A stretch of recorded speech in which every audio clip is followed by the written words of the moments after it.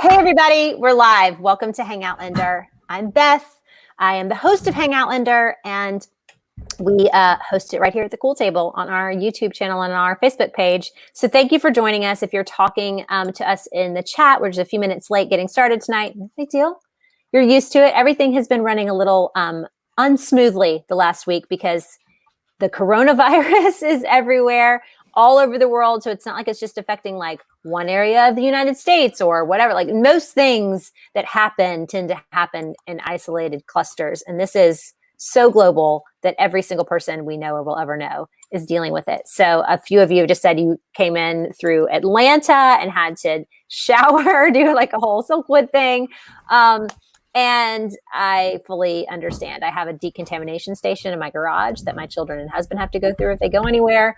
And we are just hunkering down here at home. Thankfully, my husband has to work, but the rest of us don't. So we're very blessed in that way. So hope that everybody watching is staying safe and that you guys are, I don't know, economically okay. I mean, there's so many issues going on. I hope everybody is well.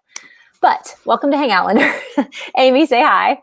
Hey, I should be doing some shots because I just wrote a 2,500 page article today about how my industry is going to be in the toilet for a while. Good times. It's unreal, right? Like everything is changing. I was trying to explain to my daughter today, like everything's changing. Like some people's industries will kind of boom and some people's industries will stay the same. But for the most part, everything's changing. So it's going to be really wild. The only good news that I really read today was that like Dior and Louis Vuitton, LVMH, they are converting all of their perfume factories in Paris to make hand sanitizer. I just feel like that's the most French thing ever. It is very much the most French thing ever. Yes. Yeah, that's really And really also great. Apologies. I know I just wrote this on your Twitter about like I ain't homeschooling because I did not mean to be derogatory towards anyone who does homeschool. I just don't have the patience. I'm also not a teacher at heart. And I feel like if my kid just stays alive through this whole thing, then I've done my job. I fully understand. I homeschooled, full disclosure, I homeschooled for 4 years after my kids were in private school for a long time. And I don't recommend it. I wish I hadn't done it. So, there are good things about it. And we're very, very close, I think, partially because I homeschooled them during like some really important formative years. And I like teaching and I think I'm good at it. So it was fun. But I still wish they had been in school. So I don't recommend it, to each their own. Brianna just said, I hope this changes the educational system. Take a hard look at why it costs so damn much. It's going to be just a crazy time. No matter what's going on, everybody's going to have to take a look at what we do and why we do it and what's necessary and what's not necessary. It's going to be absolutely bananas. Alicia, you homeschool. Yay. Do you use Saxon Math? Because Saxon Math is the best. I really enjoy Saxon Math. I don't know what you use. My other daughter did teaching textbooks and it was fine. Anyway, I don't want to get talking about homeschool, but welcome to Hangoutlander. Tonight we're going to talk about episode 505. It's called Perpetual Adoration for some reason. And I wrote in my recap that I felt like this episode was really schizophrenic. It just felt like every scene had something good going on with it and every scene had something bad in it as well. And I don't think that everybody's going to feel that way. I think there are people who I do know there were people who loved this episode. I put my recap in a Facebook group and all of these barbs are like, it's great. I love it. I mean, literally one of them said, I wanted to save it. And I don't know if I did. But it actually said, oh, where is it? No matter what they do, I love it. I love Claire. I love Jamie. Long may they reign. That reminds me of my piece of shit neighbor who has this bumper sticker that's like, I choose my country over right any day or something stupid like that. Like, fuck off. Yeah. I mean, if you can love everything that this show does, then you have, you're blessed. You're blessed with something that I don't have, which is I need it to be narratively tense and I need the characters to be in character all the time. And, I just need more from it than just Jamie and Claire being on screen. Even creators don't love everything that they create. Yeah. In retrospect, they come back and they're like, yeah, I love that.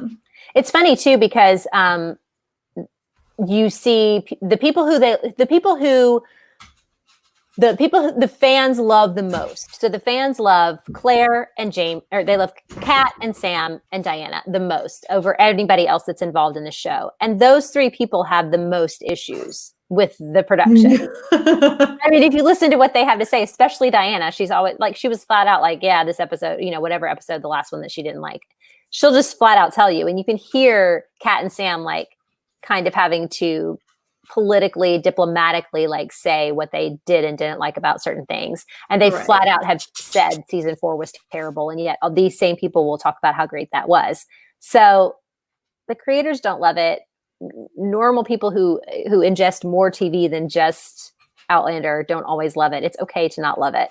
There's people like that who exist in so many facets of life. Like they're afraid that if they don't like one thing, that means that thing should somehow be canceled.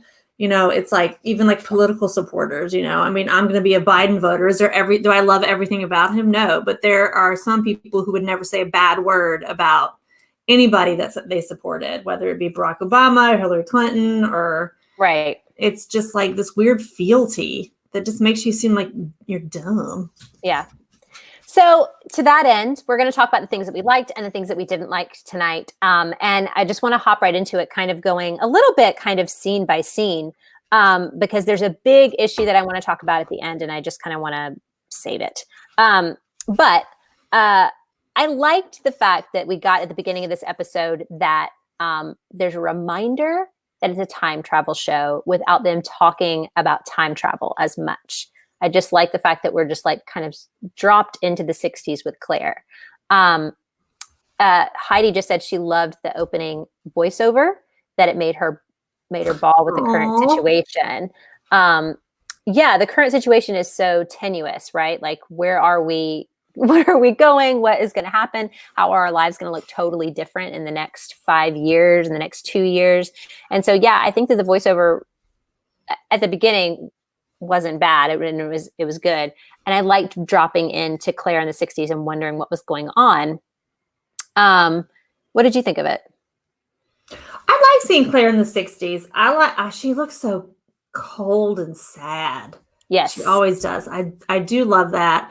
I didn't mind it. I didn't love what I felt like they were setting up in terms of like kind of a Chekhov's gun that never really went off, because the whole time I was getting ready to have like that South Park moment of like, you killed Kezzy, because I was waiting for one of the twins to drop dead of penicillin poison. Yeah. But yeah, no, I like that character. He added a little bit of levity and humor. I understand why he kind of reminded Claire of the past. He didn't so much really remind me of Jamie. He reminded me of other Scottish people that she's been around. I do like that he's kind of now given the impetus of why she, wanted to go back. Did we necessarily need this right now? I don't know. Yeah, it's a strange device that they used that works really well when the flashbacks are really well tuned to what's going on. And this one was so tenuous. I love looking at Claire. Andrea just said that the makeup is awful. I think her makeup is great in the 60s because it's so distinct. Like, it's not meant to like look that natural. Pale matte pink lipstick. Yes, and that weird swoop that you can see every line. It's like she's wearing cream eyeshadow all across her lid. Like, I remember my grandmother doing that. Yes. Do they make Max Factor anymore? I don't know, but I love it. But I do love the haunted look that Claire has throughout that entire. It was so big in season 3. Alicia just said Claire in the 60s is one of my favorite versions of Claire. I feel like she's at her deepest there. I feel like she's at her saddest, just super, super haunted and unhappy. And which sucks because it's when she's supposed to be bringing up Bree. And we saw happy moments in season 3 when she's in that moment, but I still didn't think she was terribly happy. But I even read, or Matt said at the end of the episode that they originally, all of these 60s flashbacks with this patient were linear. So it would start with is that cigarette smoke I see, that scene. And we would meet him and go through what happens to him all the way to the end of her asking Bree to come to Scotland with her, or to London with her. And they decided to switch it up, to make it a little bit more mysterious, I think is the word that he said. If somebody can remember exactly what he said. Like cut it up and show it between Yeah. past Like parts? it starts with her in his perpetual adoration. Yeah. As a device that would work if the connection was really, really strong. But the connection is really thin. The connection to Claire in the past is really thin. So the connection is that she had a patient that died of penicillin allergy, and she is administering penicillin to Kezi and to Josiah before they have their tonsils taken out. And so there should be tension with whether or not Josiah and Kezi are going to die. And there isn't any. In fact, Right. It was happens unrelated. really early. Yeah. And it happens really, really early. But the actual charactergram is in Voyager. He's actually in the Turtle Soup chapter, which is really interesting because one of the best chapters of the book. And he's in the Turtle Soup chapter. She tells Jamie all about him. And the reality is that he was dying of cancer, and he was this is far more apropos to the time. It is going to cost him. He actually tells her what it's going to cost him to stay in the hospital and what it's going to cost his family. And he asks her to kill him. She's like, you're going to have 9 months at the most. And he's like, I can't do this to my family. Can you figure this out? Can you help me out? And she does. She gives him more morphine than is necessary, and he dies. And then a nurse sees her with him as a dead body and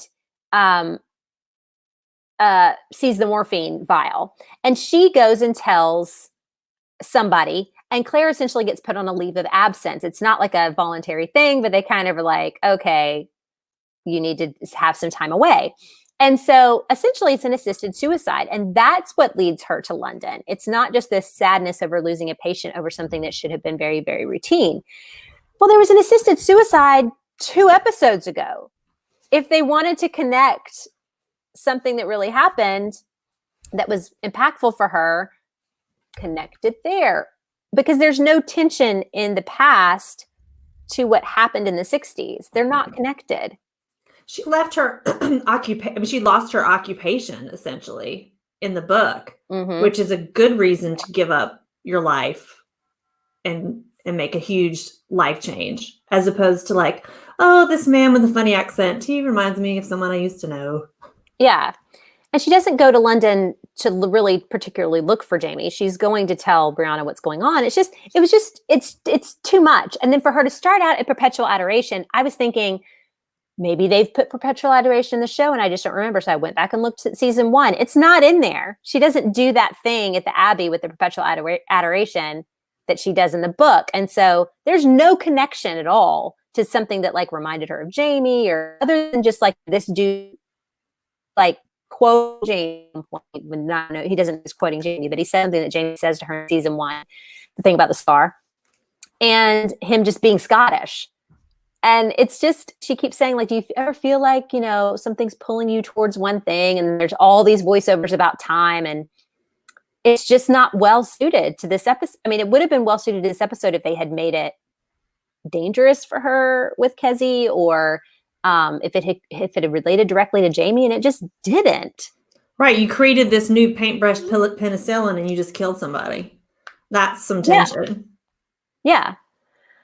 So, but then the whole time I'm just waiting for someone to say, Kezi's not breathing, or, you know, someone's, you know, he's dropped dead. And I was like, they created tension in me for no reason. They kind of distracted me from everything else. Yeah. And why are we watching Claire be, I did like the contrast of Claire being so sad, so haunted, so unhappy. And then seeing her in the future, in the past, even when Jamie is not there, so content, so in her element, very happy to be who she is and where she is. So I like the contrast, but the way that they tried to meld this storyline into something that was important to Claire right now was very odd. And nobody really understood it. Alicia just said, I was confused by the whole thing until she explained it to Jamie in the end. So what she explains to Jamie in the end is that without this guy, she wouldn't have gone to London. She wouldn't have found him. And that's very, very true. But they had a real chance to like do that either with a do it with the episode with the other assisted suicide, or just something else that Right. And then of course they used the name that is used for him in the book, which is Menzies, which is very confusing for anybody who's been an Outlander fan for any length of time, because that's Tobias's name. Grumpy Opinions just said, actually, that was one thing. He's Scottish, but they pronounced his name the English way, Menzies, rather than the Scottish way, Mingus.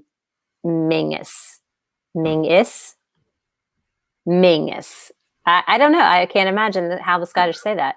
I feel like it's missing a consonant. But anyway. It's like my Irish painter. His name is Dermot. And I'm like, should I make this out to Dermot? And he goes, no, make it out to Jeremiah. Dermot's the Irish way of saying it. And I was like, y'all make no sense. Yeah, that is weird. So let's get into what's happening in this episode. But wait, first, one small kudos. Okay. I did like that they'd used green screen or whatever to put in an actual Boston landmark as they were walking through the Boston Garden.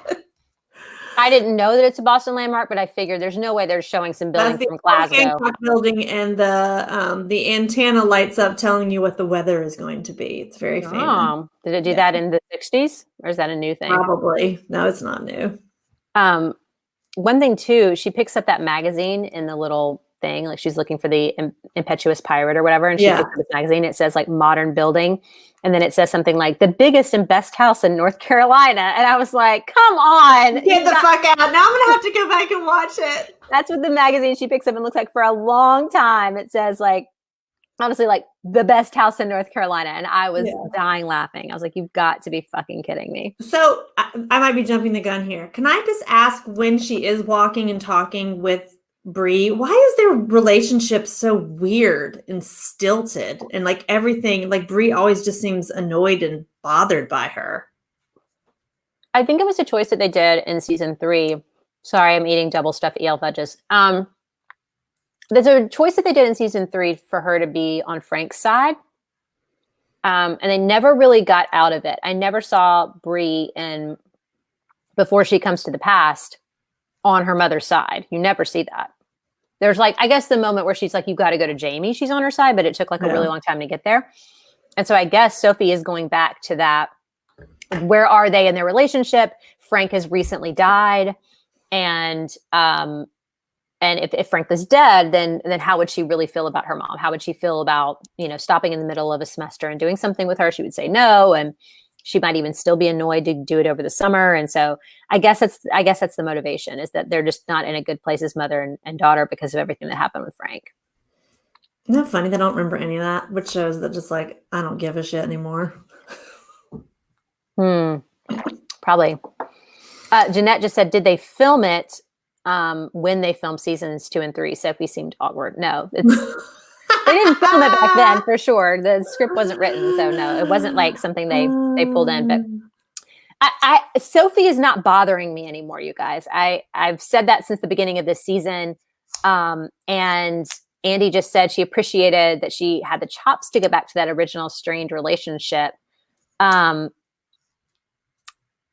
don't know if it's Sophie's idea to like make it strained still, but she's just not bothering me anymore. I mean, I'm guessing because I like Brianna better now than I thought I would, or better than I did. Her husband is such a piece of shit. She did my favorite acting thing, which is crying out of one eye without blinking. Like, I love that. That gets me every time. Does it? Because I hate it. I love it. Okay. Oh my God. I see people say that. I saw actually somebody like compare the one tear acting to what Jamie does too. Guys, that is not real. That is not real acting tears. And it is not even remotely fake crying. They put drops in their eyes and they let them fall. That's what that is. That isn't acting. It reminds me so much of Ghost, when Demi Moore she just can't even blink. They're just flooding out of her eyeballs. I love it. If somebody is fake crying, they have to like scrunch their nose up. They have to like get their sinuses to work. They have to move their chin and their mouth. This one tear business never happens in real life. And essentially when you do cry, you cry from the inside of your eye. It goes down your nose. Or if you're laying down, it comes out the sides. You never cry from the middle of your eyeball. It's not real. And everybody's How like, many people have you made cry in your life? I don't make people cry, but I have fake cried many times in my life. And that's not how it works. They put drops in their eyes and they let them fall. Do it sometime with your contact solution and you'll see how easy it is. I just can't handle when people are like, wow, such good acting. I'm like, it's saline. Anyway. I will accept it. It works for me. I absolutely hate it. I'm a sucker. I would love I think I can't remember the last time I saw somebody on the show cry where I believed it. It probably was Katrina in season 1 or the Faith episode. Something like that. But that isn't how actors do it. So anyway, going back to Kezi's surgery, which we didn't exhaust the issues in this one. So Kezi's surgery was a fine episode. Marsley suddenly is 6 months pregnant, but Jimmy is not 14 months old anymore. Now he's 9 months old. He's like back in his bassinet, and like 2 episodes ago he was walking, so he's at least like a year. I don't know. Yeah, anyway. When is it? Where are? Yeah. Tangentially, like, what season is it? Nobody knows I don't mean what season of television. What season is it? Is it fall? Yeah, no one's ever hot. I mean, North Carolina's hot. Yeah, it's hot. And nobody ever is in their shirt sleeves. Nobody's ever sweaty. They all are wearing their leather coats all the time. Right. And I remember in season 1, when they filmed it, what is spring in the book was winter when they filmed it. And so what they just did is they flipped the whole season. They flipped the whole season around. So the first half of season 1 is spring when it should have been winter. And then the second half is winter when it should have been spring, or no, opposite. Second half is supposed to be winter. And they had to flip it for the show. And so that's when you get Katrina in that gorgeous like fur coat, and all of that is in the beginning of season 1. And in the book, that's springtime. And in the show, it was winter. And you see the difference in the way that they're dressed, and I mean, in everything. And of course, they're wearing cloaks if they're like, out on the boat or whatever. But like, you see it in a lot of different ways. And like the actual snow on the ground, there's been no snow. We've seen no fall. The grass is green, but they're in leather jerkins and stuff. It's crazy. There's no flowers except at the wedding. And the Spanish moss, there's plenty of lichen. Anyway. But yeah, they seem to have dropped that. There really is no Spanish moss anymore. And there's the passage of time makes no sense in this season. You would think that like somebody's got like a show Bible that's like, Marsley is going to be pregnant from this month to this month, and this is happening in this month, and we need to make sure that Jimmy is this big when we do this episode, and they're just not doing that. It's so friggin' annoying. But in the episode where Kezi is having a surgery, which I thought the guy that's Paul Gorman, who's playing Kezi and Josiah, is so great. I think he's really good. Anyway, I think he's easily different between the two of them. Kezi has a different physicality than Josiah does, and I can tell the difference between who he's playing without just having better shirts or whatever. I love that she popped that cork in there. I just thought that was super ingenious. But then they pulled out that bullshit syringe, and I was just like, you guys just go. So the bullshit syringe, if anybody was curious, that was the moment where I rolled my eyes and just quit watching the first time I watched it. Because there's no way that she would have that syringe. It would not exist. Even if she had brought a syringe back with her, she wouldn't be able to just continually reuse it. Maybe a few times, but then like the needle would not work anymore, right? I get where's the red dispensary thing? The gasket would mess up, like the plunger part that keeps it. Yeah. That keeps it like in the. And what has she been using it for before if she didn't have penicillin? Right. And somebody just said Heidi survived the shipwreck. Sorry, I missed it. She survived the shipwreck. Like there's just no way. She did bring penicillin with her when she first came through, but it was like 4 vials of it, or like 4 already full syringes, is I think what she brings with her. And I just don't think that they're usable. And they've been there for years now. Anyway, it doesn't make any sense. But the point too is that there's a huge section of the Fiery Cross. Once they have penicillin, they need to find a way to get it into Jamie's body or he's going to die. And it's delightful. It's so ingenious. And yeah, Bree comes up with this great way to make syringes out of snake fangs. And it's ingenious, and everybody has to come together and work on it. Like somebody's sewing something up with cat gut and somebody's doing this. And it's really kind of cool. M. Ryan just said it's very badass. It's totally kind of bad. And it's everybody on the ridge like fighting to save Jamie. And then she does eventually go into town later in one of the books to talk to like a glass maker about making her one. I fully believe that is something she could have made. It's such a big part of the Fiery Cross. And like, what are they going to be focusing on if they do that? This one looked too perfect. Did it have like the little like milliliter lines? Yeah, it did.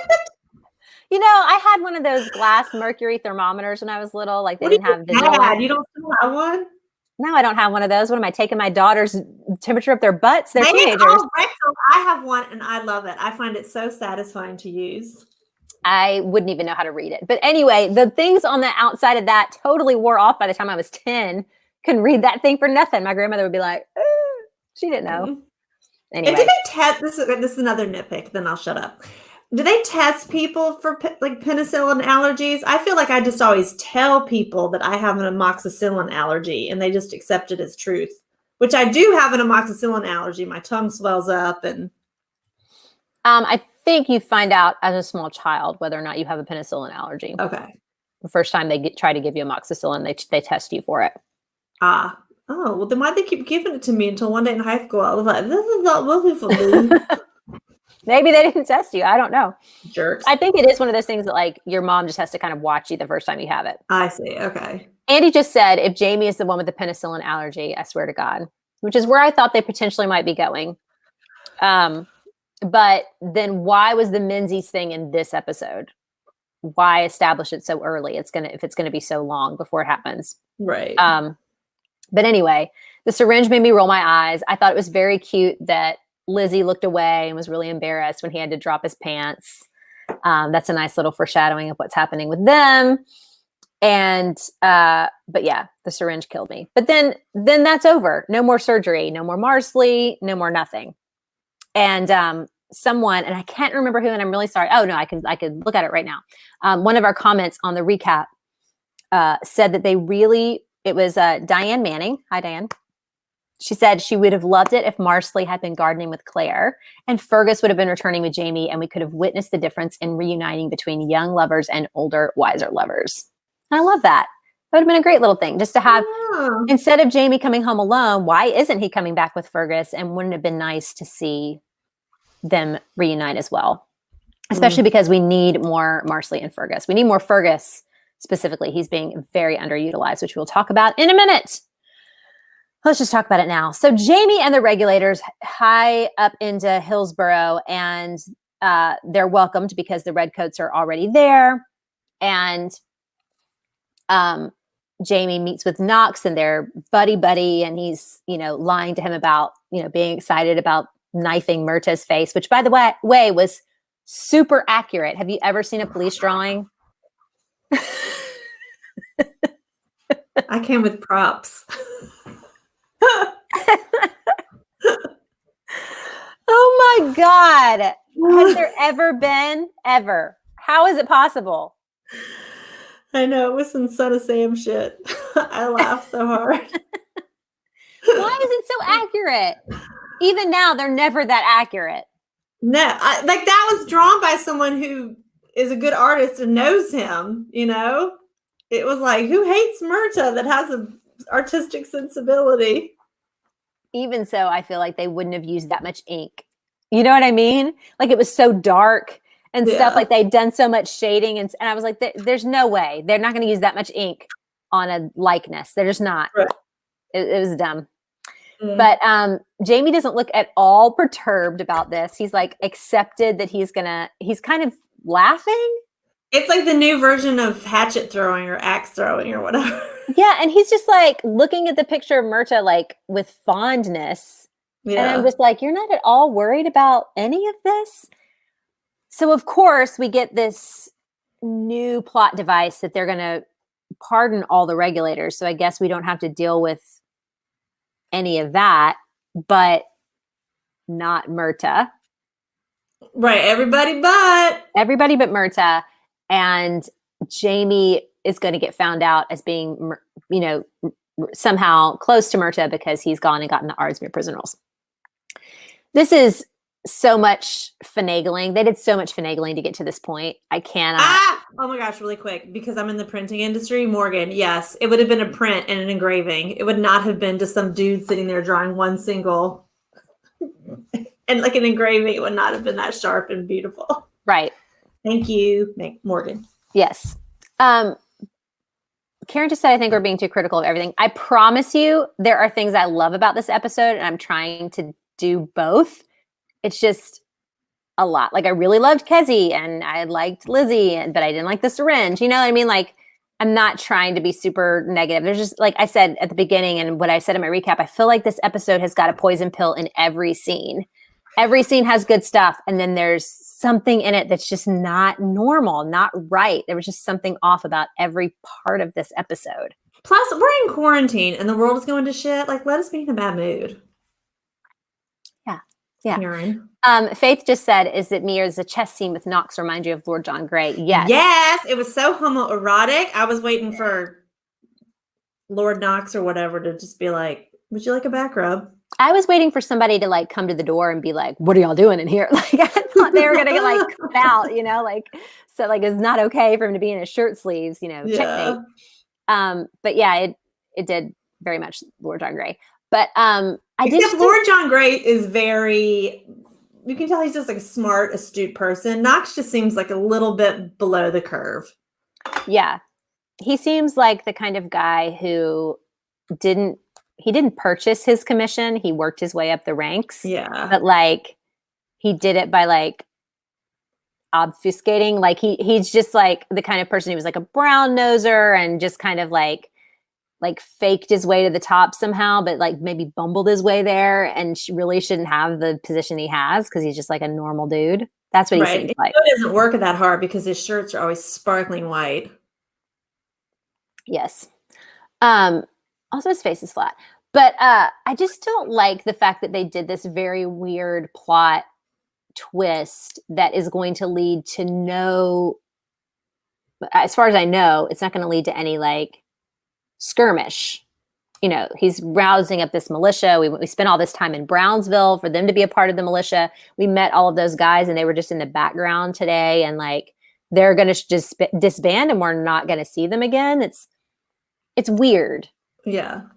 Deus ex machina isn't the right word there, but it's just kind of like da da da da da da. Never mind. Mm-hmm, mm-hmm. Without any discussion. Why are we not seeing Governor Tryon come to this conclusion? Like, where is he? What's he talking about? What? And then Ardsmere is in Scotland. It would take 3 months for him to get this piece of paper. Again, seasons. 3 months to get it if you found it the second that you got your request in. Yeah. I mean, paperwork with the government, they're not digital yet. Yeah. And Karen, again, it's not the book. It's the script they wrote. I am dealing with the script. I'm talking right now about the script. Like, Ardsmere is too far away for Knox to request the role and get it back to him with any quickness. So the whole thing is real stupid. Like, that plot device is real dumb. It doesn't make sense. And drank in the pub during Nice 3 months. No. Well, first they went to an escape room. Then they did axe throwing, and now they did some cornhole. I mean, Jamie's rolling up into Hillsborough a couple of weeks after being in Brownsville, and this is a new idea that Knox had. There's no way that this is happening anytime soon. It's real stupid. Yeah. Also, if they're going to say that Tryon's decided to pardon all of the regulators except for Myrta, show us why that decision is being made. Don't just tell us it's something that's happening. Heidi just said the scripts are ridiculous as far as managing time. You can't get back in time for a birth at all, but they can get a piece of paper from a closed prison over the ocean. Yeah, I do feel like there's a script supervisor out there who's supposed to be keeping track of things, who's like not doing her job. Mm-hmm. But just put a timeline up and like like point things out. It kills me sometimes. So Jamie decides that he's going to go talk to Knox, I guess, about the whole thing. I guess he's trying to feel him out. But he's also like using the excuse of bringing him his muster rolls, and he goes in and he talks to him. And I feel like Jamie would have really, before he walked in there, come up with a solution. If he could not convince Knox to let Myrta be, he would have come up with a solution that did not include having to murder him. Yeah. And that did not happen. Yeah, it was the reason he murdered him, how he murdered him, the fact that I feel like Jamie can get out of any situation. It's kind of, part of his character that he didn't just kind of continue on and see what happened after he read the roles and, like played it out a little bit longer, oh yeah, sure. Call, the cops or whoever he was going to call. But they just jump on him and start strangling him to death. Like that was some Mindhunter shit. It was just not. It felt very Jamie. And he says to him, like, I'm sorry I didn't give you a soldier's death. But I think he would have figured it out ahead of time. Lachey just said, I agree. He would have also figured out a way to explain the prison roles since he was forewarned. And Matt says at the end that there's a Donnie Brasco moment where the guy the undercover cop has been playing both sides the whole time. And I was like, Donnie Brasco. Guys, it is exactly what Michelle just said. Un-Jamie and uncreative. It could not be more CSI Miami. It's not even remotely cool. Like it's just, there's kind of a cool moment where Jamie is saying, I think you're going to find my name on that roll. And the guy's like, yeah, I'm sure I will. And he's like, but only one from Brock Turek. Like that moment was kind of cool. But the fact that behind his eyes, Jamie is thinking, I'm going to have to kill this dude over it, ruined it for me. Yeah. And I think even just get him pissed drunk and then set your fire and let him die of smoke inhalation or something. Just to strangle somebody to death. It's a lot. It's a lot. And Jamie is capable of murder. There's no doubt in anybody's mind. He's done it before. He used to be a mercenary. Like he can murder a person flat out. Killed his uncle. Exactly. Killed Dougal. He's not above it. So, especially to protect himself and Claire and his family. What? Roseanne just said, how does Knox know Jamie's from Brock Turek? Exactly. I mean, maybe in the context of them figuring out who he was and all of that, like it came up or something, but like, I guess he's just trying to say, this is who I am. I just think that by the time he's gone through that role, you could have just at least knocked him over the head and stolen the book. Yeah, I guess in that instance, he could have requested it again, like requested the role again. I don't know. How many records are there? I know. So I guess there's always like, this guy just has to go. He's not going to give up. I think that Jamie would have found a diplomatic way to make him give up. Or I think that the death scene Knox should have been more aggressive to make it less seem like Jamie murdered him in cold blood and more like it was self-defense. Because yes, technically it's self-defense because he's going to hang him and it's going to, ruin his family and they're going to be thrown off the land and all of these other things. But it wasn't like there was no contest. And then for him to pick him up and place him in bed, Lachey just said when he posed him in the bed, I was done. That was my eye roll moment. It felt just very un-Jamie. He also like puts his drink back on the sideboard so it looks like nobody else was there. He picks up the muster roll again. And I was like, the delivery boy saw you sitting at the chessboard, like you weren't invisible. And why didn't he have Fergus just steal the roll from the delivery boy? Like use Fergus. Figure out something else out. Fergus is a fantastic thief. They used him so well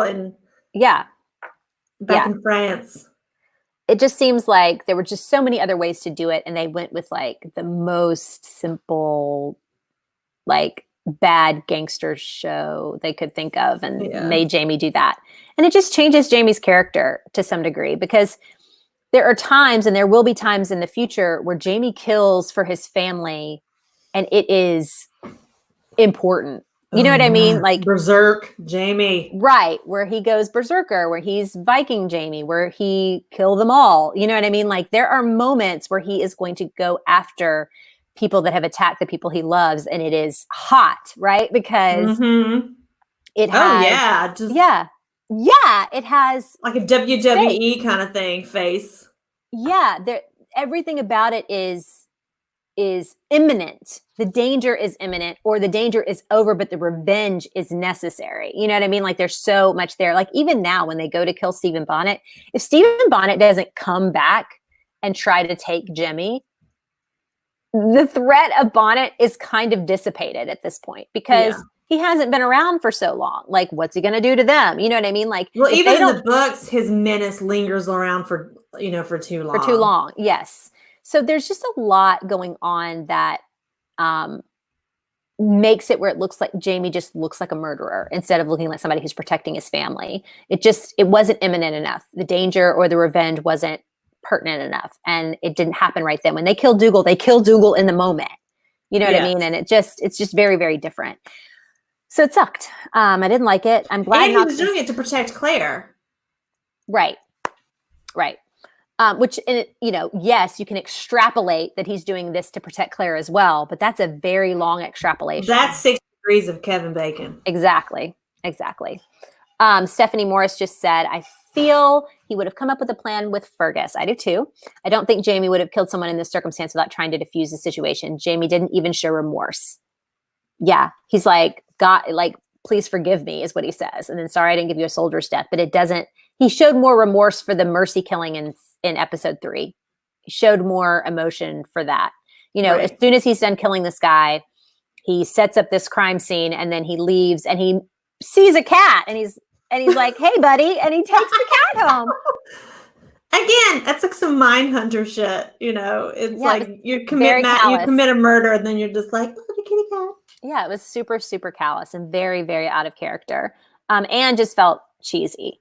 So Jamie goes back home. He gives Claire the cat, which is legitimately the cutest cat I've ever seen. That's good job. I know. I'm so allergic to cats, but I was like, if I could take a pill to not be allergic to this particular kind of cat, I would take this cat. Yes. And what kills me is that they put so much of their marketing efforts into this cat, and it's like, it's barely there. Who's a cat person? What kind of cat is that? He's like a little gray fluff ball. He looks like he might be a blue Russian. Like maybe he's not. That was very specific. Or a Russian blue, I guess is what it's called. They're really pretty. My cousin has one, and I want to steal it every time I see it. But shout out to Meredith, who just got a new kitten and named it Gordon. Karen just said he killed Knox to protect Myrta. He was in the moment. Knox killed that prisoner with much less motivation. Yes. Who's worse? I mean, you could, there's an argument for both sides that both of them are bad men. That's what Knox actually says. And Knox is just like, well, I'm in charge, so you're going to go to prison. So Heidi just said, yes, it's a Russian blue. Oh, and then Barbara said it's a British blue. I've never heard of a British blue. Are they hypoallergenic? I don't know, man. Someone find out for me. Angie said that Russian blues have different ears and pointier faces. It's definitely a Scottish fold. Fine. I don't know anything about cats. This is like cat Twitter. Lord help. Yeah, y'all can fight about that if you want. Fight about that in the comments. So I do like the end scene with Jamie and Claire. Of course, I love the end scene with Jamie and Claire. They get the cat, super cute. And that's when she brings everything together and tells him about Menzies and how Menzies is who brought her to him.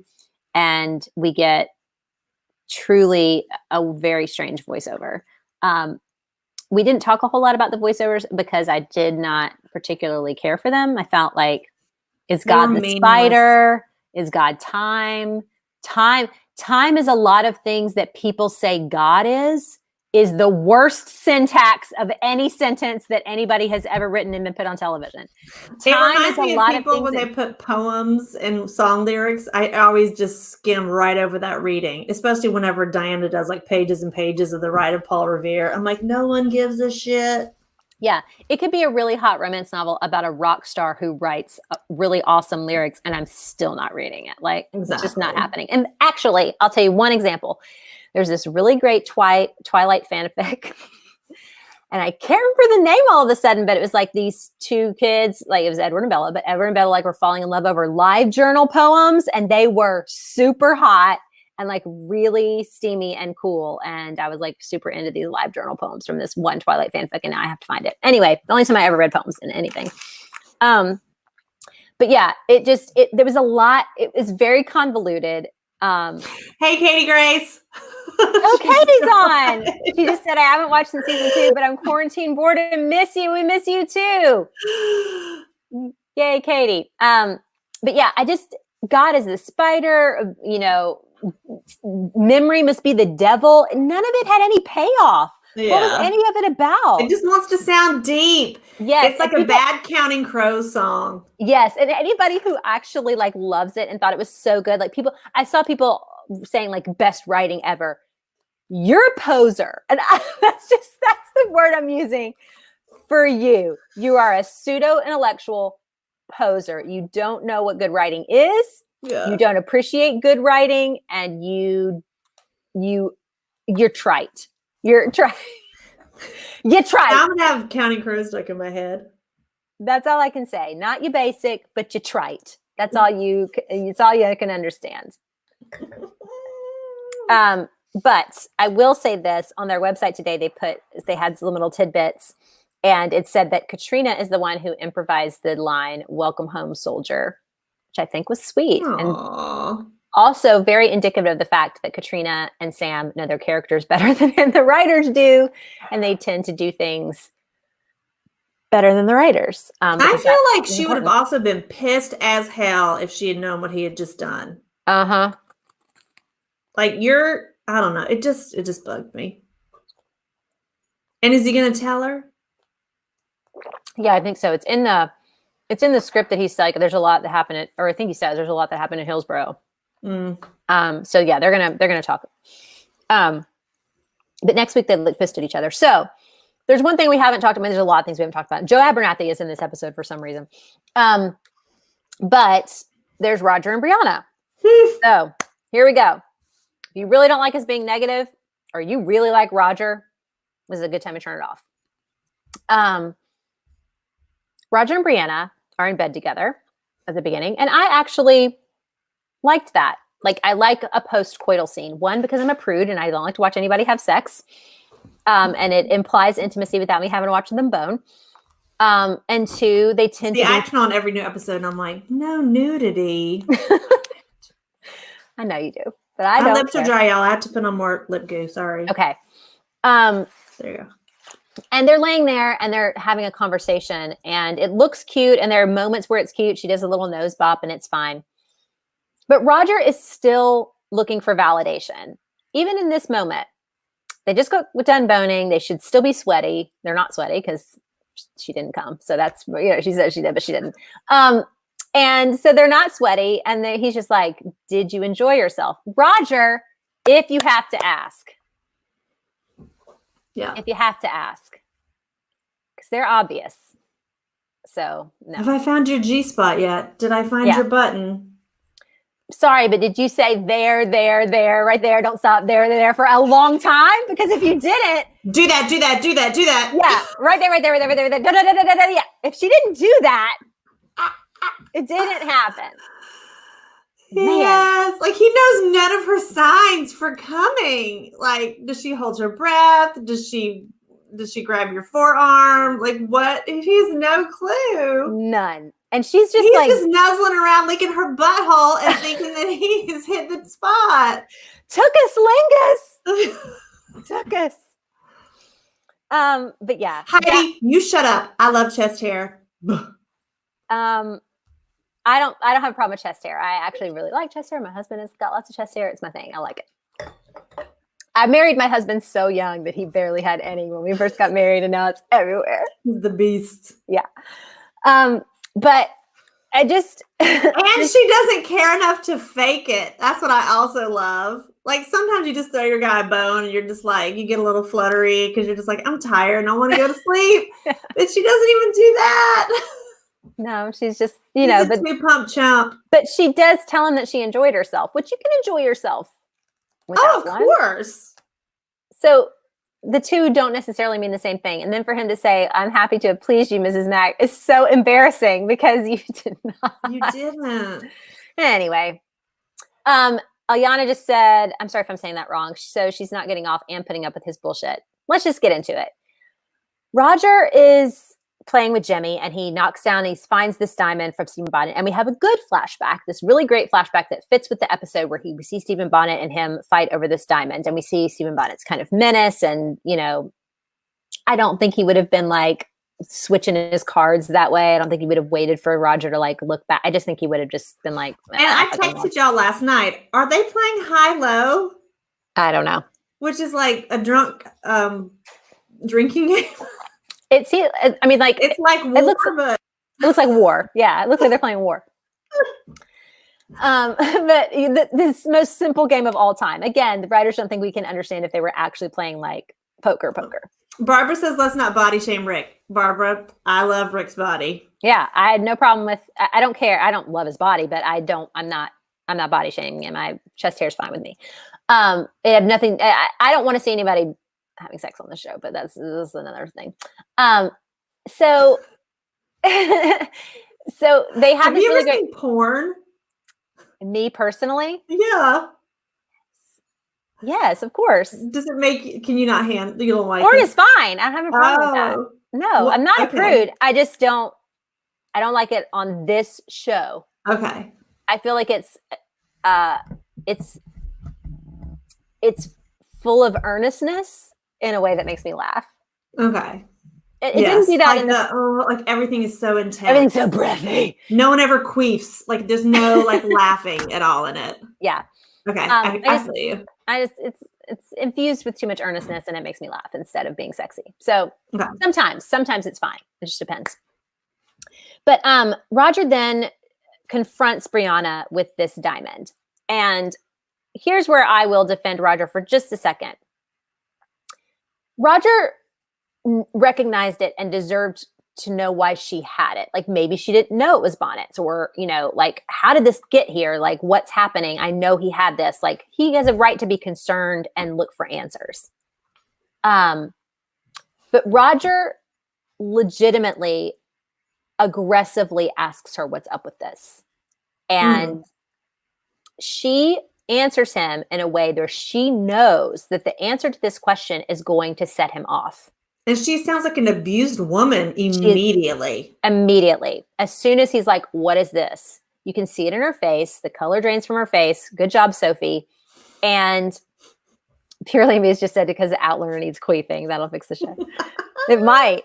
I hate that word. But anyway, so there is a element of abused woman in Brianna that is all the time there, but it's Roger's fault. Oh, totally. Yes, she's a rape victim. Her abused situation, the abused woman situation she has going on is via Roger. He's aggressive. He stalks her across the cabin. He shakes his finger in her face and says, words have consequences. Ugh. What? Are you kidding me?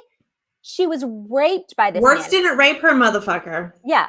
How she chose to deal with the trauma of being raped and being left alone and being pregnant after having sex once and being raped once, right? All in the same night.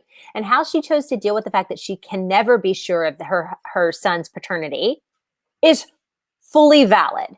It is her choice to deal with that however she needs to deal with it. And the fact that Roger cannot put his hurt feelings aside for 5 minutes to recognize that she can grieve and do whatever she wants pisses me off to no end. Could they possibly assassinate a character more than they have Roger? And when he says, what do you believe in terms of paternity? It doesn't matter what she believes. The truth is the truth. She can't, that's like saying, it's like a Schrodinger's cat kind of thing. It is what it is, no matter what you believe, whether the cat is, whether you can see the cat or you can't. Yeah. Why does it matter what she believes? What she probably believes is, I don't know. Dawn just made a great point. Bonnet makes a remark about women doing anything for jewels or coins. So I felt like he had a moment where he doubted that it was non-consensual. Great fucking point. Yeah. That's a great point, Dawn. And that's still shitty. Oh, so shitty. Like, you're right. Alicia's like, why does he seem so jealous of Bonnet? There is like that underlying thing of like, you wanted it, or at least you deserved it. Yeah. Or he's a better lover than I am. Because remember, she has that dream journal in the book where she's like, I had a dream that Roger and I had sex and then it turned into Bonnet or whatever. And they have this rough sex that he like associates with him. And so I think that he's like constantly comparing his performance to her rapist. Right. It's bananas. I cannot believe that the writers have not tried to make him a good dude. A dude who's like, what do you need from me?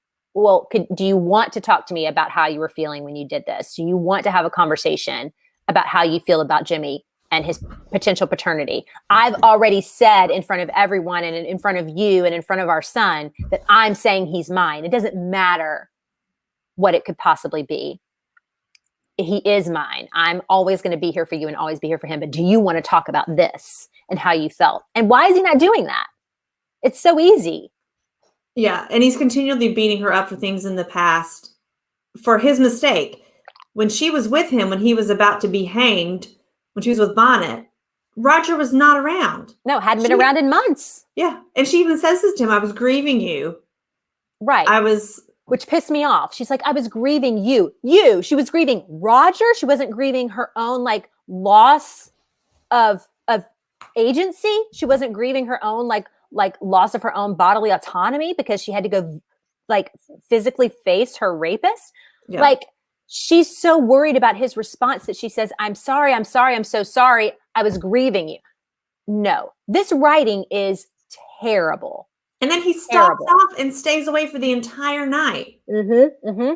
And the only funny thing that he says is when he almost shoots Claire and he's like, well, I would have missed anyway. Yeah. Barbara just said, I don't think that the writers understand Roger, so they can't write him. The thing is, they could, because we get Roger's perspective in the book. He's one of the narrators. Like, you could easily find out what Roger thinks, and he doesn't really do a whole lot of that.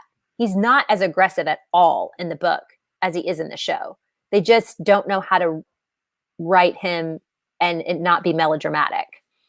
And it's really unfortunate because it makes us hate his character when we shouldn't have to. And I think it ruins a potential of them going back through the stones with a real purpose, that where he could convince her to go based off of the fact that she's terrified of Bonnet showing up. And I feel like she could then be reasoned into wanting to travel back through the stones, not just because he wants to, but him using that as a way to protect her in her mental state. But it's just not written that way. Right. Grumpy Opinions just said, I can understand Roger being angry that Brianna has never given him that assurance, but she did give it for her rapist. I can see that, but he has to be able to get there with some care, with some love, with some understanding, and he doesn't. He goes directly to that, and it's so ugly. And, you know, again, she's trying to explain a very complicated set of emotions that she was having when she was fully alone. The only person she has is Lord John and Jocasta. I mean, her parents aren't there and Roger isn't there and she's pregnant and alone. And she's trying to figure out the best way to deal with this trauma. And she chooses something. And so there's a complicated set of emotions going into why she even told him that. And she should be able to have a real conversation with her husband about why she did, but she can't because his reactions are so over the top and abusive.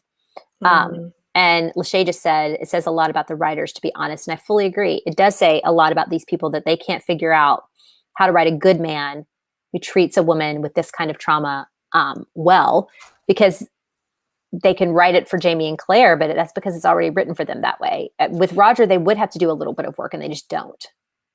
Also, what Michelle says, if Bree needs to forgive her rapist for herself, And that's how she does it, Yeah. She can do whatever the fuck she wants. Exactly. Everything she's choosing to do is very valid. He comes back with these mushrooms and says he's sorry. It's literally, I think, the first time he said he's sorry at all in the whole season, the whole 3 seasons. And somebody said something about the mushrooms, and I was like, the forgiveness mushroom, if that's what we're like, oh, this is so sweet, then the bar is below the barn. Like, they buried the bar. If we're like, he gets to be redeemed because he brings her what she was looking for or whatever and says he's sorry, because immediately she says the thing about the coin and Mrs. Bug and that Stephen Bonnet is still alive, and he jumps back up and starts yelling at her. Yes. She's like, there's one more thing. What other thing? And she's doing that thing that abused women do, where you realize, if I don't give him all the information the next time we talk, this is going to keep happening over and over and over again. I've got to give him every little bit of information I can. Yeah. So she says it really quick. She's like, Stephen Bonnet's still alive. He haunts me. Lord John confirmed it. Mrs. Bug saw him. He gave Jimmy a coin. It might be him. It might not be him. She gives him all the information she possibly can, because she can't just, she can't dole it out in little bits, because every time she says something new, he's going to blow up and she's going to get this reaction again. I just don't understand how they've written him as such an abusive asshole. It just blows my mind. We agree now with Karen. They've written him as an asshole. Yes. Yes. Part of me wants them to write him out of the show, in the sense that they go to travel to the Stones and only he can travel, and then he's gone. That's the other thing, right? Is he not bonded with his child? Is he not already just, like, to me? Can you imagine a toddler that you don't love already? Yes. Cannot imagine. Mm-mm. But they do. It's the other thing that he does is he comes back and says, okay, well, we're not going to have to worry about Bonnet, because we're going to go back through the Stones as soon as we find out if Jimmy can travel, which is the exact thing that Bree said she didn't want to do. She didn't want to be away from her family. Yes, they would be safe from this particular villain, but she would be alone. And she would be alone with somebody who continually abuses her. Yes, that's true. And Heidi just said manipulation. He's showing all the signs of a manipulative asshole. Yes, I'm sorry I gave you all those bruises on your face. Will you accept these roses? Right.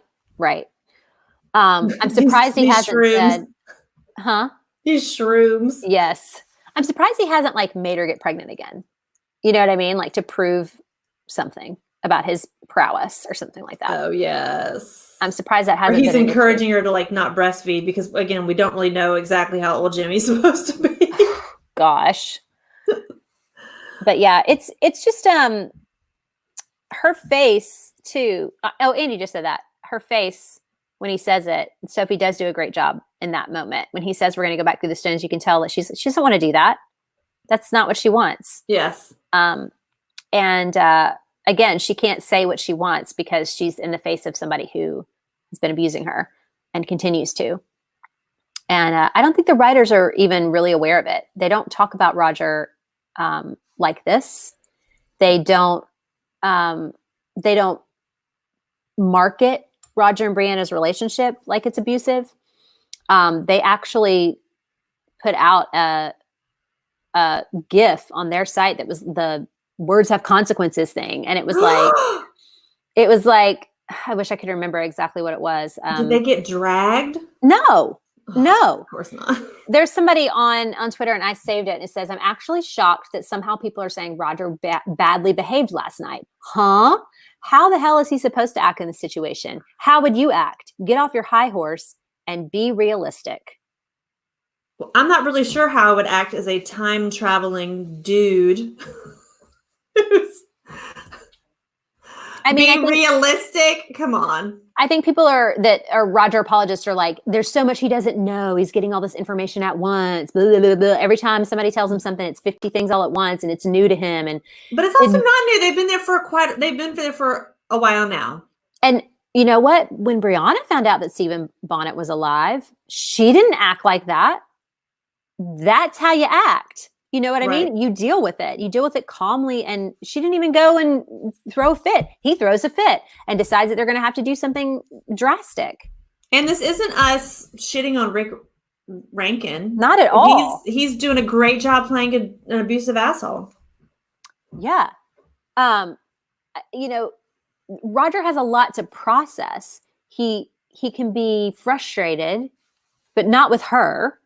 And he can be upset, but not with her. And he can be angry, but not with her. Right. And that's not what happens. He's all of those things, and it's always directed at her. And that might be a Richard Rankin problem. I mean, maybe. I don't think so. I'm not saying that it is. There's blocking and rehearsals and all of that kind of thing. And there's directors and there's, blocking written into the script that says that he does this thing. So when he's stalking her around the cabin and when he's wagging a finger and when he's getting in her face, I mean, all of that is rehearsed and signed off on. And her so I don't think it's to him. Yeah, I'm sorry. Yeah. So it just boils down to the writers assassinating his character. It boils down to the writers saying that they're not putting enough thought into it. The same way they didn't put enough thought into Jamie killing Knox, to come out with a character that is somebody we want to root for, somebody that we care about, and somebody that we want Brianna to be with, without having to like look past all of the ways in which a million red flags are going off about who he is. So it's super unfortunate. I really thought maybe they were moving towards him not doing this, but they're just not. Who are you laughing at now? Roger is absolutely no protection from Bonnet. He can only sing him to death. That's very true. I would love to see that. Would love to see him singing him to death. The one song that I was singing during this episode was when Knox said, like, those that follow the path of the righteous shall have their reward. And I just started singing Stars from Les Mis. Who didn't? Who didn't start singing Stars? He's my Javert. Yes. Which was very strange. I saw a lot of people commenting on that. Like, why in the world would they have actually put that in the show, like as a quote? And I thought, probably like the writer, it's just in their head and they didn't know that they were quoting it. Is it a Bible verse too? The righteous shall have their reward. Is it? Is. Yeah. Okay. But not the whole quote. The very specific. Yeah. I don't know. Could be a RSV version that I don't know. I'm New King James / NIV all the way. Anyway. Those who follow the path of the righteous shall have their reward. And if they fall as Lucifer fell, the flame, that's whatever.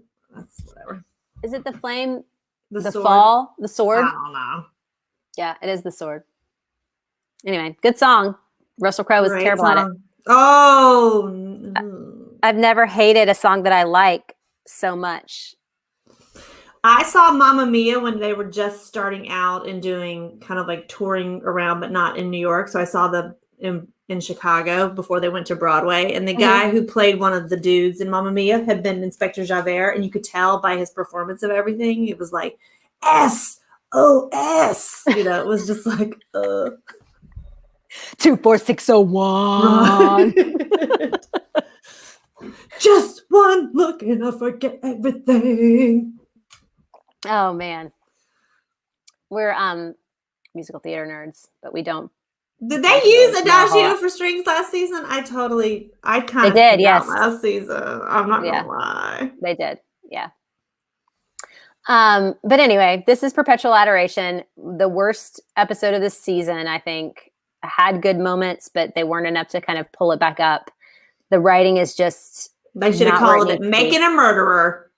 Yeah, that would have been a good title. I'm half drunk. I haven't gotten drunk this entire time, but my cheeks are super red. And I just want you guys to know. Son of Sam. Brett just said terrible writing. That's not Son of Sam. That's the Unabomber. I know. Look at this terrible writing. Yep.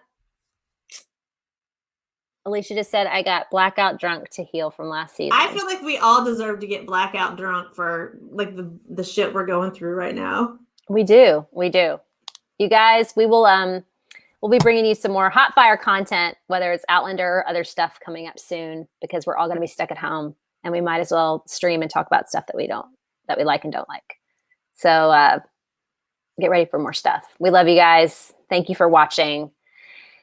Like us on YouTube, subscribe, like us on Instagram. We need a few more followers, and we're brand new out here. I'm drunk now. It happened. We love you guys. We will see you Wash your next hands. week. Wash your hands. Barbara, stay safe and healthy. You too. Thank you, guys. Germ-free hugs. We love y'all. Bye. We will see you next week.